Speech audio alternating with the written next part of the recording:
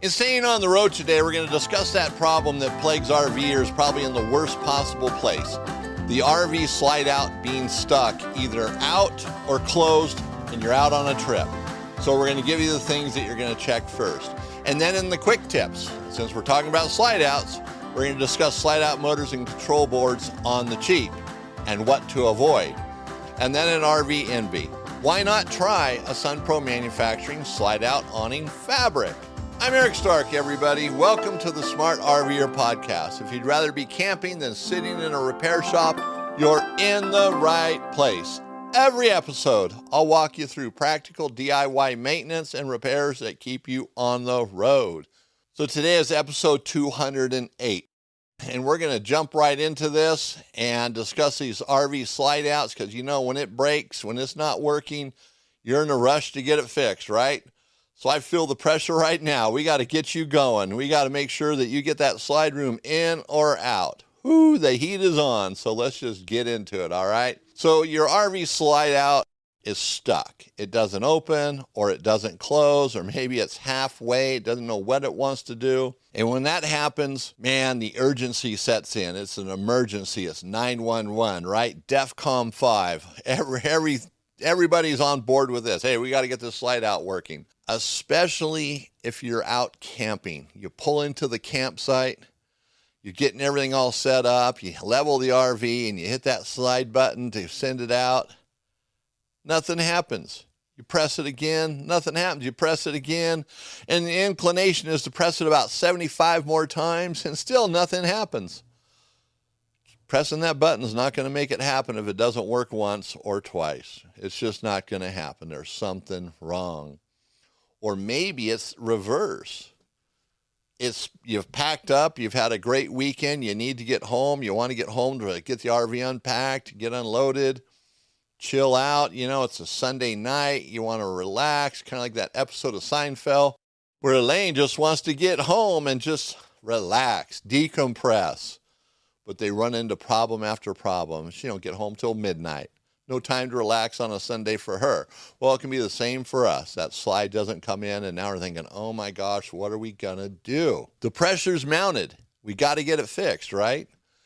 So we start pushing, pulling, doing things, and nothing's happening because we don't understand. We haven't slowed down to really just try to figure out what the problem is. Maybe it's not completely stuck. Maybe it's moving real slow or jerky. There's things happening there. So that's what we're going to try to figure out today. What do we do? What are the signs to help us navigate through this? But the first thing we do is we don't panic. We don't keep pressing the button or the switch. We don't hold the switch down. Let's say we're trying to bring the slide out in. We don't just hold it on the in position and hopefully it works. We don't do that. If we press it, nothing happens. You do it a couple times, nothing happens.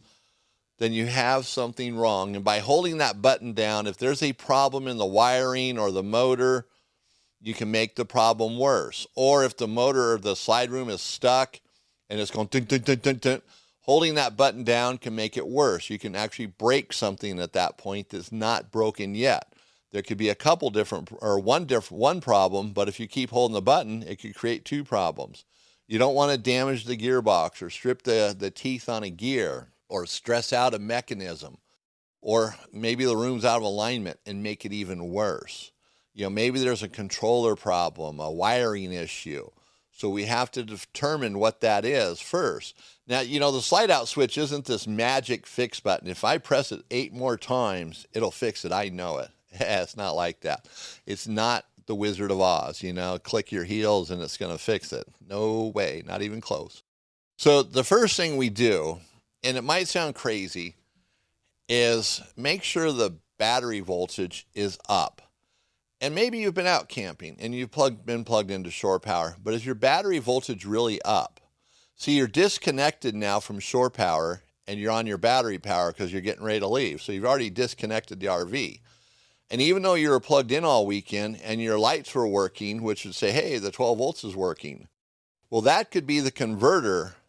The lights are just running off the converter, not necessarily the battery. Now you've disconnected, your battery could be weak. It just wasn't charging all weekend. Everything seemed okay, but now it's exposed that there's a problem. So make sure your battery voltage is like 13 volts or higher. The different slide rooms are going to stop working at different voltages. It might be 10 volts, might be 11 volts, might be 9 volts. But you need to make sure the battery voltage is up. And a lot of people balk at this. They don't want to go through the steps to figure things out because I know the battery's good. I was plugged in. I hear that all the time. And quite often the battery is the problem, amazingly enough. And if you rule it out, then you've ruled it out. Battery voltage is off the table. You don't have to think about it anymore. It's something else. And even a weak battery can run the lights. They might look good, but it doesn't mean that's enough power for the slide out because you might have LED lights. They don't take a lot to run. Low voltage can be a problem. Maybe the room stopped halfway in and you hear a clicking. Oh my God, something broke. No, it could be the battery. And even plugging it back in might not solve the issue because the battery could be so bad or the converter just isn't going to put out enough power to bringing the slide out room in. Normally they do, but it could be one of these times where it's just not working right or it's gotten to that point in its life where it can't do it anymore, something like that. So you want to make sure that your battery's charged up, it's got good connections there, the cables are good, there's not a battery disconnect that got turned on accidentally before you brought the slide out in. You're doing stuff and your wife's helping you, your spouse, and that person turns off the battery disconnect and you didn't realize that your slide room stuck out, right? So you got to look for obvious things, but go to that battery, check for corrosion, make sure the cables are tight, they're not loose. So make sure there's power going to the slide before you panic and start doing a bunch of other stuff. Now, the thing too is, battery voltage also, you can have good battery voltage, but maybe there's a blown fuse or a circuit breaker that's bad. Maybe that power's not getting into the RV where it needs to be. A lot of RVs, which I talked about this recently, they have a circuit breaker on the frame. Or a lot of trailers do, and that circuit breaker could be bad. Or, a series of them could have a problem because one is bad. So you have to make sure you're getting power into the RV. And one of the simplest things to do in a lot of cases is just pull the switch off the wall for the slide out and make sure it has power going to it. If you have power going to the switch, so this is where a voltmeter is going to come in, and you press in or out on the switch and you're checking it for power, and you have power going out, whether you're pressing the slide room in or out, then you have power at the switch, it's going through the switch, and now the problem is going to be down probably at the motor itself, or maybe a wire or a controller, but that's your starting point. It's following the power and making sure you have power everywhere it needs to be. So let's assume that the power's not the issue. You got 12 volts. It's reaching the motor, or it's going through the switch at the minimum. It's going to the switch, in and out the switch. So if you press in or out, let's say there is no power at the switch. Could be that circuit breaker. Could be a bad fuse. Maybe there's a circuit breaker that's tripped that's a resettable one. Maybe there's a controller issue. If your slide room has a controller, the battery disconnect I talked about, a wiring problem. Generally, it's not wiring problems. It's just something in the wire, like a circuit breaker has gone bad, a fuse. So let's say now you've checked all that. Okay, you found a blown fuse. Boom, everything works. Now, what if you press the switch? This is a different scenario. You press the switch and you just hear a clicking sound. Well, that could be low voltage. It could be a bad connection, a bad ground. It could be the motor trying to work, but it's just not even getting enough power. Or maybe something's engaging, but not all the way. Those can be issues there. And, there's not a one solution that fixes all. Sometimes it's just going through the steps, and it might not be something that I just talked about. It could be something different. This is giving you some direction here. Now, what if the motor runs, but nothing moves? Uh-oh. It could be a broken gear. It could be a sheared pin holding a gear onto a shaft. It could be a shaft itself has bound up over time and just kind of broken off. It could be part of the drive mechanism somewhere. It just could be a mechanical failure. The motor's gone bad. What if you hear a grinding noise or some weird noises? That could be gear damage. It could be a track that's got a problem with it. Something's binding is out of alignment. There could be something in the mechanism. You picked up some something while you're traveling and it didn't rear its ugly head until you're bringing the slide in or going to put it out when you got to your destination? Or what if one slide moves and the other one doesn't do anything? Depending on the system, you could have a circuit board in there that's controlling both slides. They've gotten out of sync. You could have a broken gear or shaft that's connecting to both. Yeah, and even, they're out of sync. The circuit board's gone bad. They need to be resynced. Something threw them out. You could have the Schwintek style of slide outs, which those typically have an aluminum track on the outside of the slide room on both sides. One of the motors could have gone bad and it's coming in crooked. Something happened to the room and now it's out of whack. You didn't realize it, but that room when you're out camping, somebody hit it or leaned on it just so. A lot of things can happen, and things can happen while you're out, using your RV. So in some cases, it might not be something that's really that fixable right then and there, but the deal is to get the room in. And I'm going to give you a quick tip at the end of this. This is something you're going to have to do, and I don't want you distracted with that right now. So you got to make sure you're looking at everything correctly. What is going on here? What is happening? And so when you hit the switch, if you hear a noise, don't hear a noise, what kind of noise? Is the room kind of, coming in jerky? If the room's coming in jerky, I wouldn't worry about fixing it right then and there if you're out camping. I would just bring it in, take your finger off the switch, shut the door on the RV, and go home and take care of it when you get home. Do not try to fix it while you're out camping, because let's say you put the room back out because your curiosity, what's going on here? What if you put it back out and you go to bring it in and now it stops halfway?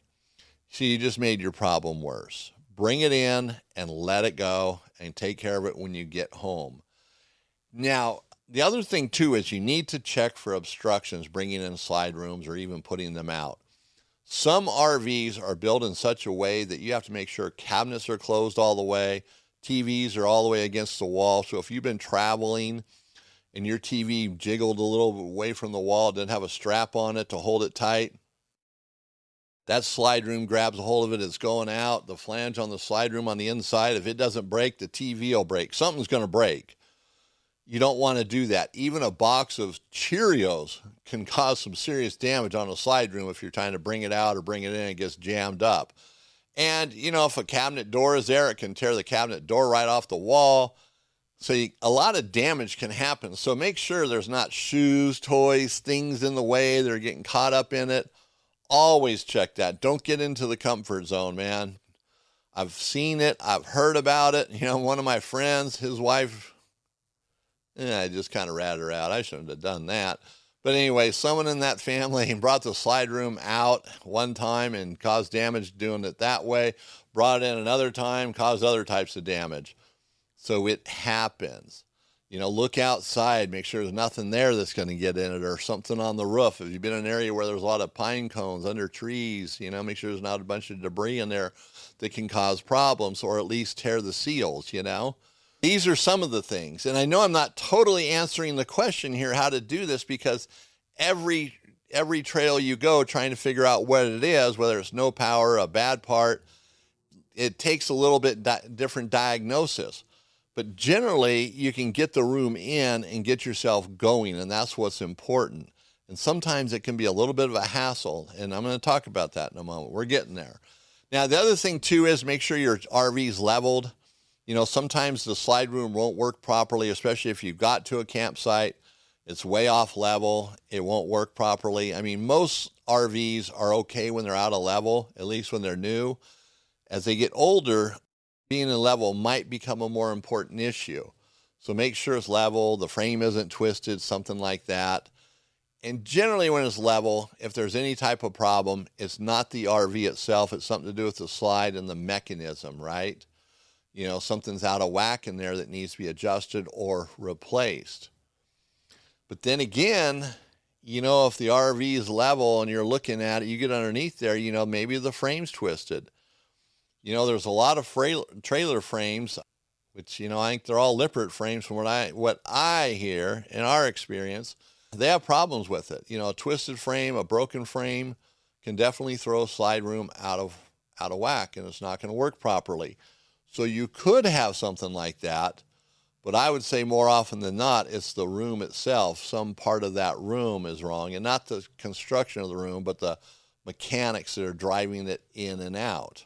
Rooms can get out of square a little bit. I mean, a 1/4 inch, 1/2 inch probably isn't going to be the end of the world. The main thing, as long as it's sealing when it's done, the slide out awnings might not come out and look 100%, or when they roll up, they got a little bit of wrinkle in it because sometimes the rooms aren't closing properly. Like I said, a 1/4 inch, 1/2 inch, the fabric's a little loose at one end. That's not the end of the world. That's just the way it is sometimes over time. And fabrics, especially if you replace them, they're soft and more pliable. They're not all crispy, so they always look like they're a lot worse or looser than they really are. But, just keep the slide room lubricated. Check it from time to time. Get underneath it, depending on what kind of system you have.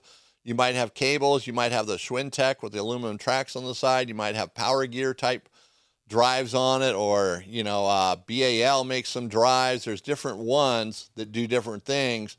But, understand what you have and get underneath there, or ever how you tackle it on your RV, and lubricate it. Clean off the gears, the tracks. If you have the aluminum tracks on the side, the Schwintek ones, you need to use something with PTFE in it, the lubricants, which, I'll put a link to a product in the description of this podcast just for that, because that one sometimes can be a little bit harder to find. So it's using the right stuff. So you want to understand these things, kind of get a feel for your slide room, because what I'm going to tell you next in the next part of our show here is going to make it a little more difficult, and it's about how to override it manually, but I'm not going to get to it right now, okay? Going to keep you waiting, right? And also, when you're doing your slide room, you want to bring it all the way out and bring it all the way in. You don't want to do this halfway stuff or use the room while it's halfway out. They're designed to either be in or out. So that's part of maintenance. Don't do these half cycles, do full cycles. It's better for it. That's how they're designed. So if you get into these problems and you're really not sure what to do, you can't get it resolved, then it's time to call a pro. So if the slide room's crooked, you can't get it adjusted, it's moving but not all the way in, it's binding really bad, there's something burnt or melted in the wiring or the circuit boards, something caused that. It's stuck in the out position. You just can't figure it out. You can't get it in. You've tried pushing, pulling, tugging, it's not working. It's time to call a professional. And if you're out camping, then it's time to get on the phone with your repair shop and call them and see how they can help you, at least get something going there. Maybe find a local RV tech in the area. So there can be some problems there. You can call RV Help. They refer mobile techs. They can help you with that, getting a mobile tech in the area if there's one available. RV Help can do that with you. In fact, I'll put a link to their place or their website in the description here as I write this down. That's going to tie it up right here, and there's going to be a checklist that you can download. I'll put a link to it in the description of the podcast that will help walk you through this. But I'm going to tell you right now, you really need to understand what slide out system you have, whether it's a Schwintek, it's a BAL system, it's a power gear, it's a Lippert, something or other. Know about it. Get underneath it. Look, explore, figure it out. And if there's a motor on there with a label on it with a number, write that stuff down or get a picture of it and save that picture. These things will help you down the road if you have to diagnose it, especially if you're talking to someone on the phone. You can go in there with everything they're going to ask you. They ask you a question, you got the answer, right? So, like I said, there'll be a checklist in the description of this podcast you can download from the Smart RVer Podcast. Before I get into quick tips with the slide-out motors and control boards on the cheap, here's what I was leading up to. Find your slide-out override system. See how it works before you need it. I can't emphasize that enough. Understand how your slide-out room can be brought in manually or taken out manually, which I would not recommend. If you get out on a camping trip and you bring the room out manually, okay, I get it. You're on the trip, you're there. But I wouldn't keep doing it. I wouldn't rely on that. I would do it once or twice and then get it fixed. You need to know this, so if you are out camping and your room doesn't come in, you've tried everything and you can't get it to come in with the electronic, then you want to know how to use the manual override. And not every slide room has a manual override, so don't count on it, and understand it before you ever go out. Can you do it? And I'm saying this in my serious voice here, because you need to do this. And so often, RVers don't know how to do it. Or they look at the wall, oh, there's the motor. There's a little Allen head set screw on the side that'll turn. They give me this little extension that's a swivel, or it bends, and it's 12 inches long. So that's all I got to do is put a drill on that and run it in and out. See, that one will get you every single time. That's made by BAL. That system absolutely sucks. It's cable driven, and you see the cables, and this motor's there.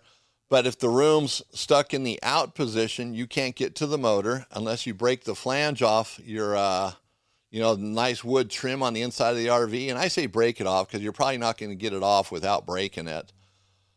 And if the room's in the in position, you're not going to be able to get back there to get to it in most cases. And there have been times where these rooms, the customer gets it brought in, but now they're trapped in their kitchen, let's say, and they can't get out because the room butts right up to a cabinet. So there's difficulties there. And that one, there's a solution for it. It's making a rod that would be just mounted on the side of the wall on the inside that would go into that motor, or at least right next to it, that you can push it in and run it with your drill. But that rod has to be there all the time. You can't take it in or out. You want it there as part of the inside of the RV. And depending on the RV, it might be harder to do. I probably need to include a picture of this in the description so you understand what I'm talking about on this cable drive system, and it's the BAL one. Yeah, I've never talked to them about it to get their take on this, but that's the only thing I can come up with. And other people, the same thing, technicians. That's one of those ones. So you might think you have a solution, but try that solution. Try to use it and see how it doesn't work for you. And that's what I'm talking about. You might think it's there and no problem. We're just going to override that thing, honey. Family, we're going to be on the road in a matter of minutes. Oops, I can only get the slide halfway in before I'm pushed out, or I can't touch it anymore, right? So make sure it's there. And if there's not a manual override, find out how you can override the system. Is there a motor that can be taken off? Something can be done to get that slide out in. I'm going a little longer on this stuff than I wanted to, but I just feel you guys have to know this. And then also, if you bring the slide out in and you're not comfortable with how it's in, you feel like it might slide out while you're traveling, have some 2x4s with you. And you can actually bring the slide out in and set the 2x4s on the roof. You want them to on the top of the slide room when it's in the RV. And you prop the wood, let's say a 2x4, against the wall of the RV. And you might want to pad the end of it, and then put the other side against the flange of the slide room. If you do 2 or 3 of those, depending on the size of the slide room, or 4, it's going to hold it in. It's not going to be able to move. So you want it to fit in there snug. Like I said, you might want to pad the ends of them so they're not damaging the wall of the RV. But that will hold it in. There are things you can buy that do that. They're adjustable. So you could buy them. But if you had just had some wood laying around, or, some 2x4s for that situation, you could cut them in your driveway at home, and that's the emergency deal. Hey, we got it in. I don't trust it now, and this will hold it in place. There you go. I wouldn't travel around the country doing that, but it gives you a way to work it. Back to slide out motors and control boards on the cheap. Again, I'm talking about the Jungle website here. So anyway, these cheap parts, we're buying them and we're trying them, we're testing them, we're putting them in very specific RVs. We know which one it has, the customer's aware of it. And what we do is we give them a longer warranty on it, and they pay for the warranty. I'll be honest with you, it costs more to give a longer warranty, because if you buy it on the Jungle website, you got a 30-day warranty. That company is not going to take care of you after the 30 days are up. Doesn't matter what they say. They're not going to do it, because these companies don't really exist. They are a warehouse someplace. I'm not saying all of them, but most of them. So beware. You might have to buy 2 or 3 of them, and that goes back to that self-inflicted inflation. The reviews are mixed on it. Some of them don't last. Some of them don't work at all when they get them. It's hard to say. And our testing still doesn't mean we're going to be totally excited about these things. But you know, when you see a motor that sells for like $400 for a Schwintek slide room from Lippert, you know, and you go to your RV store and that's $375, they're not ripping you off. That's based on their cost. And you see one on the Jungle website for $35, you're going, this dealer's ripping me off, man. This is crazy. It's not true. He's buying it from Lippert or through a distributor, and his markup is normal. It just looks like they're ripping you off. And really, I would say maybe Lippert's ripping all of us off, right? But I don't know.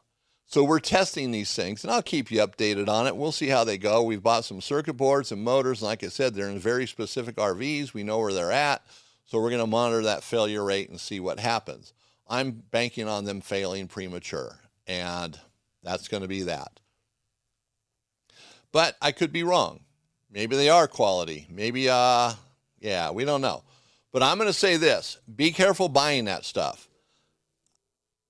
I know it's not going to last as long. If Lippert is truly building their stuff in a different factory with different specs, higher quality solder joints and wire, then it's going to last longer. But if they're pretty much the same, rolling off the same assembly line, then no, hey, we're all getting taken for a ride.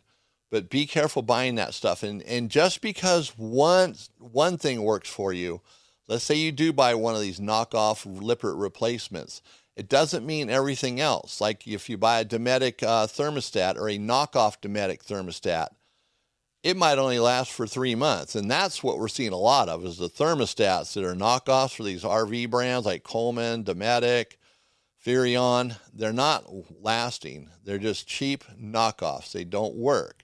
But that's our experience. You might be experiencing something different. In fact, I'd like to hear your experience. I'm not looking for arguments here. Just, hey, what do you got to say about it? What did you buy and how did it work for you? So you can reach out to me on the smartrver.com. All right, so now I'm going to quickly say this. We've gone a little bit longer in here. So why not try a SunPro slide-out awning fabric? We make slide-out awning fabrics at SunPro Manufacturing, which is, part of the Smart RVer family.